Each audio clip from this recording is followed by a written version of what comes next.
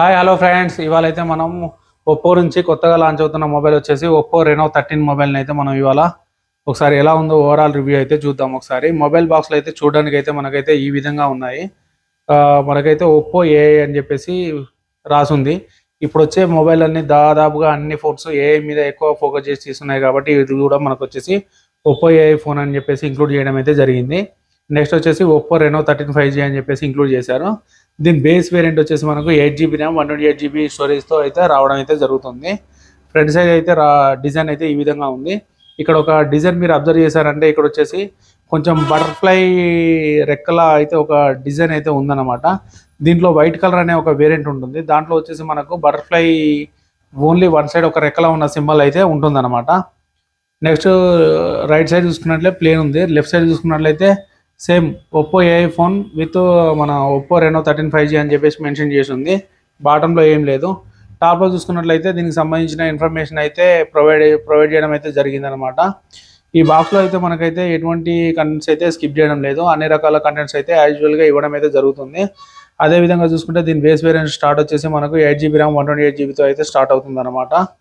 అలాగే మనకు దీంట్లో ఇంకోటి వచ్చేసి 8GB ర్యామ్ 256GB వేరియంట్ ఉంటుంది. ఇంకోటి వచ్చేసి 12GB ర్యామ్ 256GB వేరియంట్ కూడా ఉంటుంది అనమాట. మనకు వచ్చేసి బేస్ వేరియంట్ అయితే మనకు తెలిసిన దాని ప్రకారం అయితే అప్రాక్సిమేట్లీ ఒక 38,000లో ఉండేలా ఉందన్నమాట. ఇదైతే ఒకసారి అయితే మొబైల్ని అయితే ఒకసారి అయితే చూద్దాం ఎలా ఉందో. ఇది వచ్చేసి మనకు ఐఫోన్ను దాదాపుగా కాంపిటీషన్ ఇచ్చే విధంగా అయితే ఈ మొబైల్ ఉందని అయితే చెప్తున్నారు. అది ఉందా లేదా అని అయితే ఒకసారి అయితే మనం అయితే ఈ మొబైల్ని అయితే ఓపెన్ చేసి ఒకసారి చెక్ చేద్దాం. ఇది మొబైల్ని అయితే ఒకసారి చూసుకున్నట్లయితే మనకైతే కలర్ వైజ్గా అయితే మాత్రం చాలా అంటే చాలా అగ్రెసివ్గా చాలా బాగుంది. మనకైతే బాటంలో వచ్చేసి ఒప్పో అని అయితే మెన్షన్ చేసి ఉంది. బ్యాక్ సైడ్ వచ్చేసి యాంటీ ఫింగర్ ప్రింట్ గ్లాస్ అండి ఇది.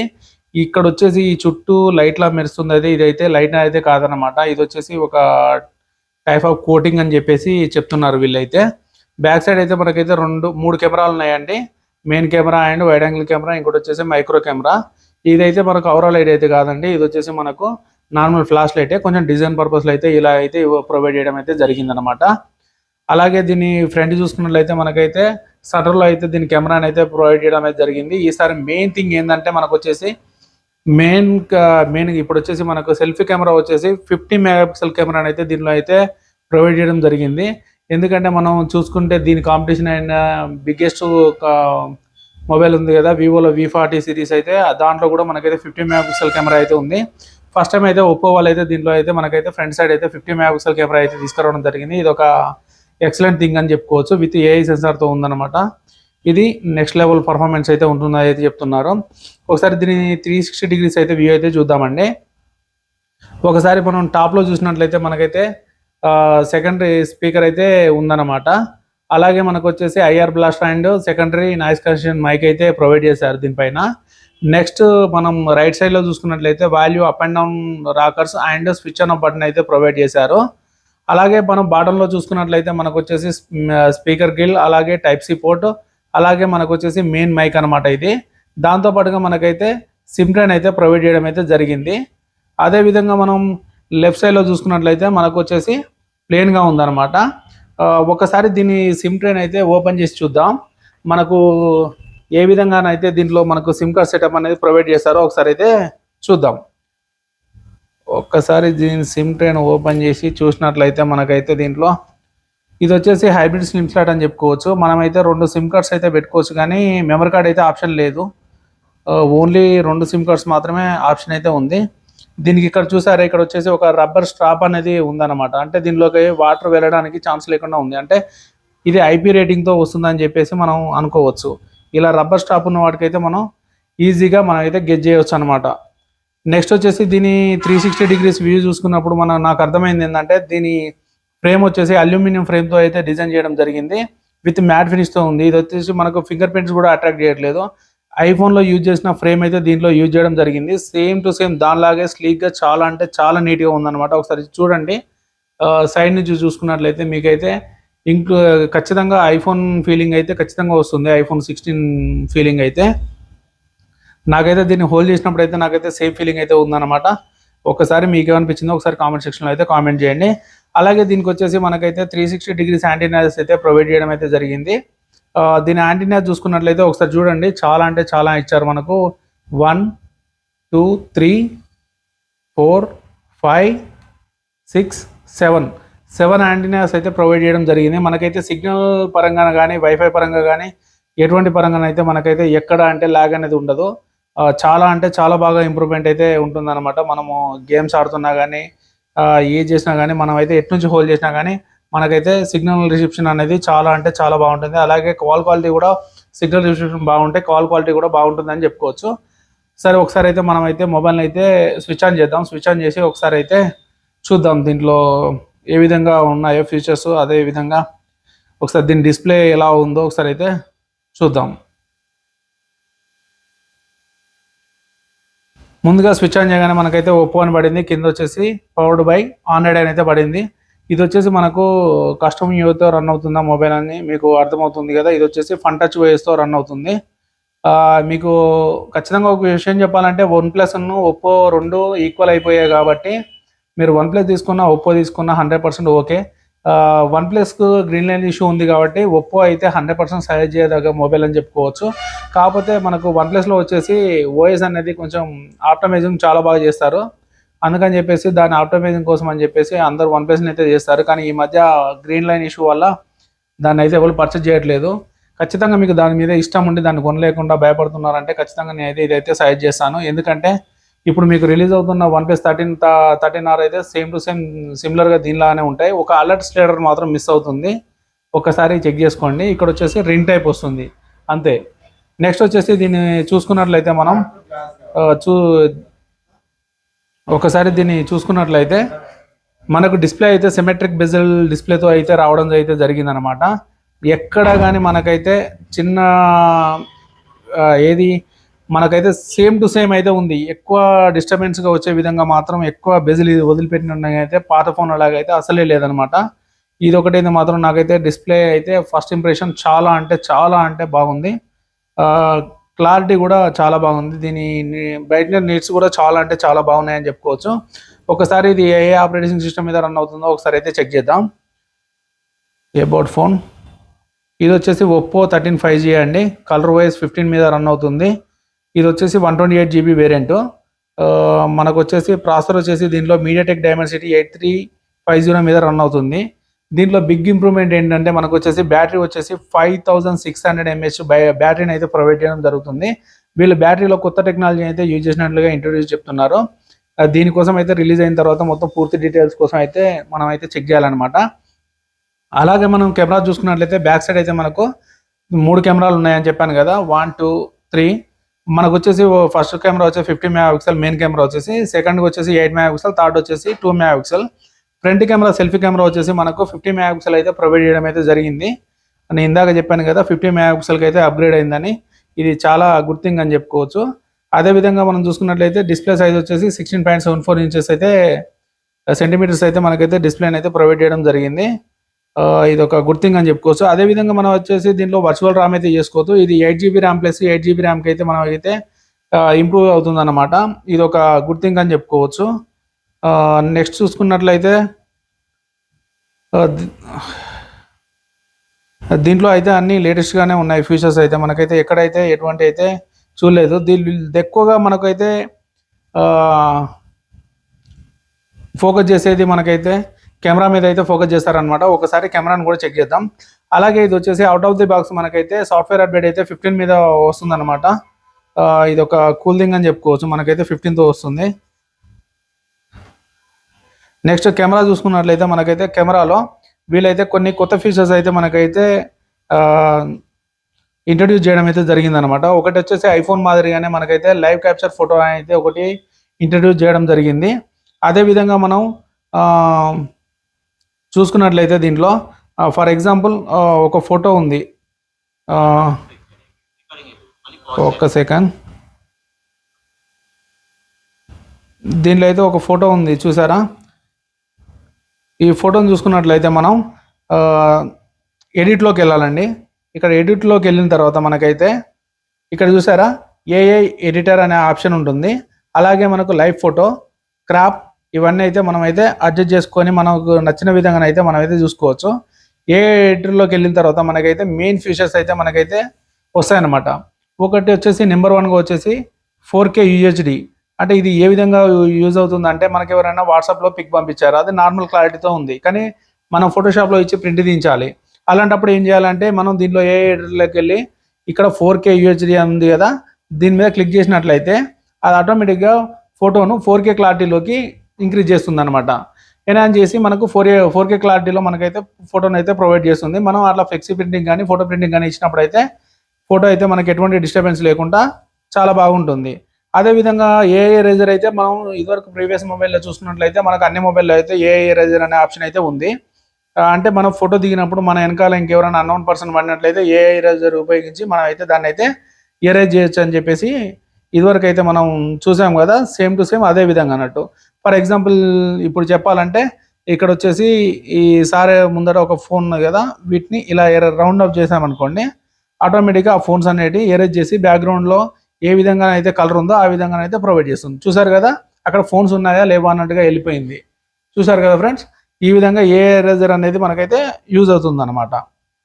అదేవిధంగా అర్బన్ మోడ్, ఈ అర్బన్ మోడ్ వచ్చేసి మనకు ఎన్హాన్స్డ్గా, ఈ అర్బన్ మోడ్లో వచ్చేసి మనకు ఏమైనా లైటింగ్ ఎఫెక్ట్స్ ఏమన్నా ఎక్కువగా పడ్డప్పుడు ఈ లైటింగ్ ఎఫెక్ట్స్ అనేది రిమూవ్ చేయడానికి అర్బన్ మోడ్ అనేది మనకు యూజ్ అవుతుంది అనమాట.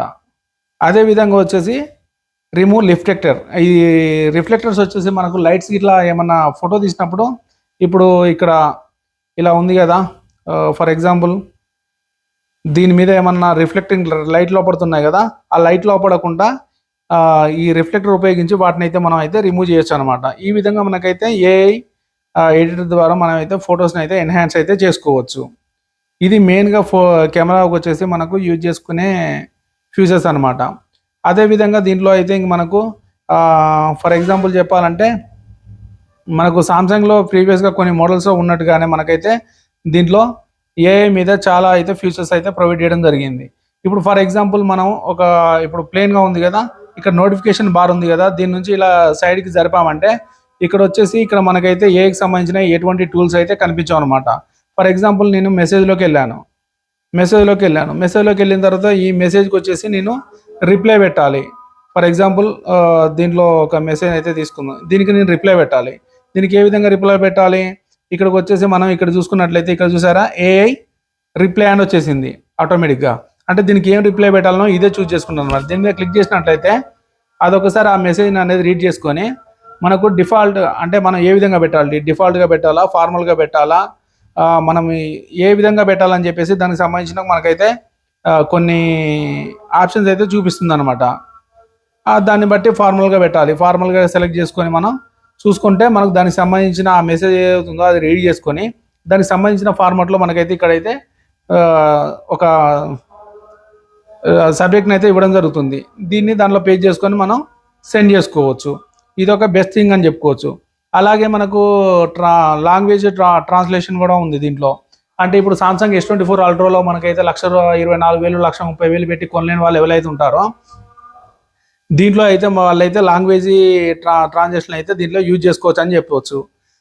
అంటే ఫర్ ఎగ్జాంపుల్ మీకైతే ఐడియా ఉంది కదా, ఒక వ్యక్తితో మనం ఇప్పుడు చైనాకి వెళ్ళాం, అక్కడ పర్సన్ లాంగ్వేజ్ మనకు రాదు, మనకు ఇంగ్లీష్ వచ్చు, మనం ఇంగ్లీష్లో చెప్తే అది చైనాలో వాళ్ళకి వినిపిస్తుంది, వాళ్ళు చైనాలో చెప్పినప్పుడు మనకు ఇంగ్లీష్లో వినిపిస్తుంది.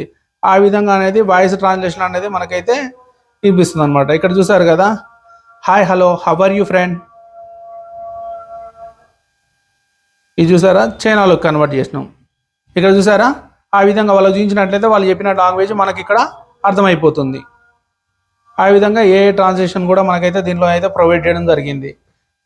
దీంట్లో ఇదే కాకుండా ఇంకా చాలా అంటే చాలా ఏ ఫీచర్స్ అయితే మనకు యూజ్ చేయడం అయితే జరిగింది. ఈ ఏ ఫీచర్స్ అయితే మనకు డే టు డేలో మనకైతే చాలా అంటే చాలా యూజ్ అవుతాయి అన్నమాట. మనకు ఇవే కాకుండా మనకు ఏ లింక్ బూస్టరు, అదేవిధంగా ఏ ఎడిటరు, ఇంకా చాలా అంటే చాలా ఫీచర్స్ అయితే మనకైతే దీంట్లో ఇంక్లూడ్ అయితే చేయడం అయితే జరిగింది. దీని గురించి ఒక ఫుల్ వీడియో తీయాలంటే మనకు ఖచ్చితంగా అయితే ఒక హాఫ్ అన్ అవర్ అయితే 1 అవర్ అయితే ఈజీగా పడుతుంది. ఇప్పటికే వీడియో లెంత్ అయితే మనకు చాలా ఎక్కువ అయిపోయింది అనమాట. దానికోసం అయితే ఈ ప్రజెంట్ అయితే దీంతో అయితే నేనైతే వీడియో క్లోజ్ చేస్తున్నాను. నెక్స్ట్ అయితే నేను మీకైతే అన్బాక్సింగ్ వీడియో వచ్చేసి 10వ తారీఖున కానీ 11వ తారీఖున కానీ మీకైతే అన్బాక్సింగ్ వీడియో వస్తుంది. అంతేకాకుండా దీంట్లో అయితే మనకైతే ఐఆర్ బ్లాస్టర్ కూడా ప్రొవైడ్ చేయడం అయితే జరిగింది. మీకు white colour and black colour అంటే ఈ కలర్లో అయితే 2 కలర్స్ అయితే మనకైతే ప్రొవైడ్ చేయడం జరిగింది.